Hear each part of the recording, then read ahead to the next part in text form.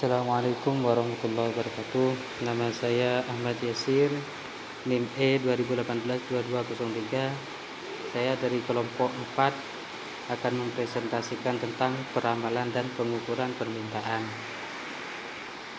Yang mana pada hal ini sebelum ke peramalan dan juga pengukuran permintaan, terlebih dahulu kita harus mengetahui tentang alasan perusahaan melakukan riset pemasaran, yang mana salah satu alasan utama perusahaan melakukan riset pemasaran yaitu untuk mengidentifikasi peluang pasar.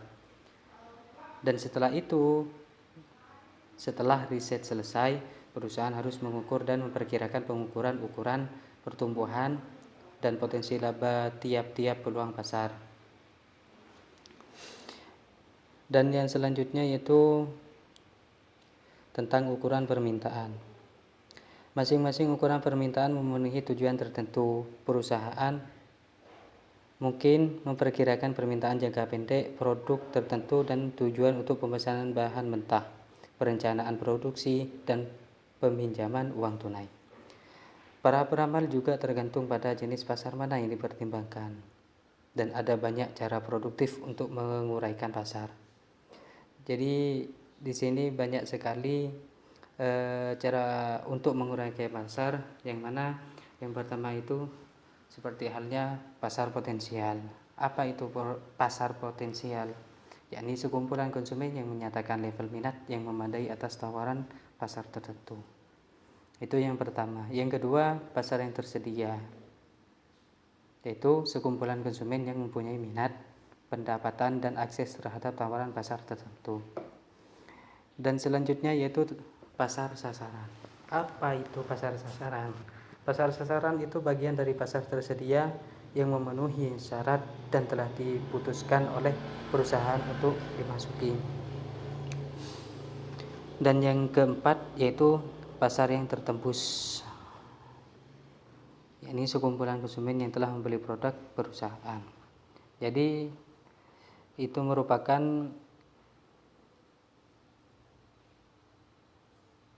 cara produktif untuk menguraikan pasar atau cara membagi pasar.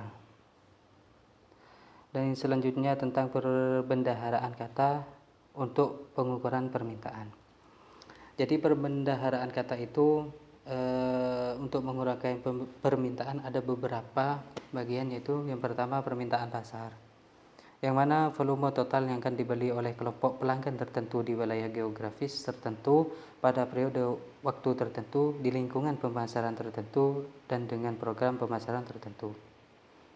Hal ini penting untuk menekankan bahwa fungsi permintaan pasar bukanlah gambaran permintaan pasar alternatif dari waktu ke waktu, melainkan kurva menunjukkan ramalan permintaan pasar terbaru akibat dari berbagai alternatif level usaha pemasaran industri yang mungkin dalam periode terkini. Dan yang kedua yaitu ramalan pasar hanya satu level pengeluaran pemasaran industri yang benar-benar akan terjadi. Permintaan pasar pada level itu disebut ramalan pasar. Dan yang ketiga yaitu potensi pasar, yang mana batas yang didekati oleh permintaan pasar ketika pengeluaran pemasaran industri mendekati tak terhingga untuk lingkungan pemasaran yang sudah tertentu. Dan yang keempat permintaan perusahaan, yaitu estimasi pangsa permintaan pasar perusahaan tersebut pada sejumlah level alternatif usaha pemasaran perusahaan pada periode waktu yang sudah tertentu. Dan yang kelima yaitu ramalan penjualan perusahaan, yang mana level penjualan perusahaan yang diharapkan yakni dihitung berdasarkan rencana pemasaran yang dipilih dan lingkungan pemasaran yang diasumsikan.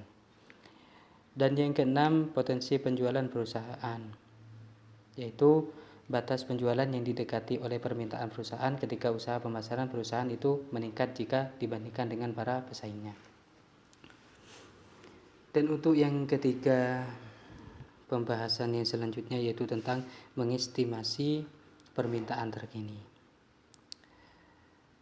Dalam hal ini juga untuk mengestimasi permintaan terkini, ada beberapa bagian juga. Ini yang pertama, potensi pasar total. Apa potensi pasar total itu?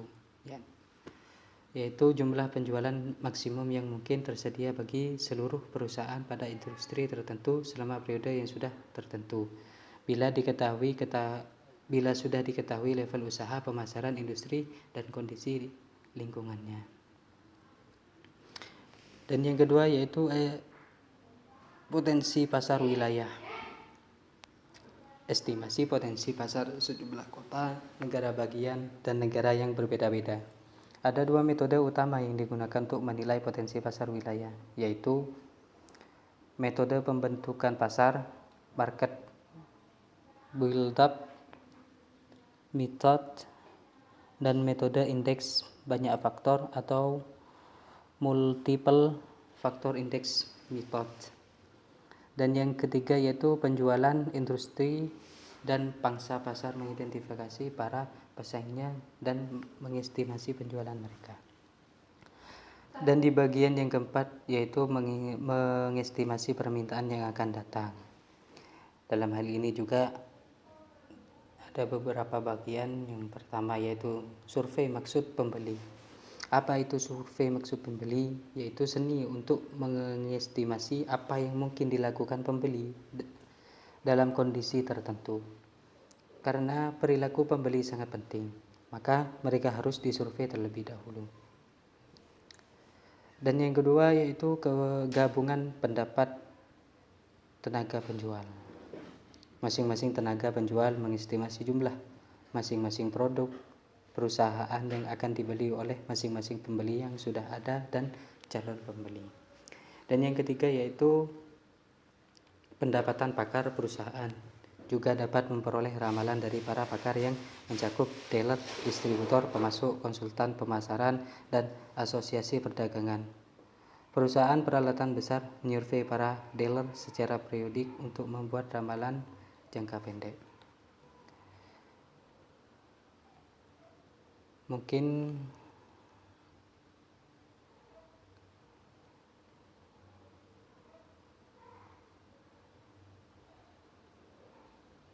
sekian dari saya dalam penyampaian materi. Apabila ada salah kata atau perilaku, saya mohon maaf yang sebesar-besarnya. Akhirul kalam. Assalamualaikum warahmatullahi wabarakatuh.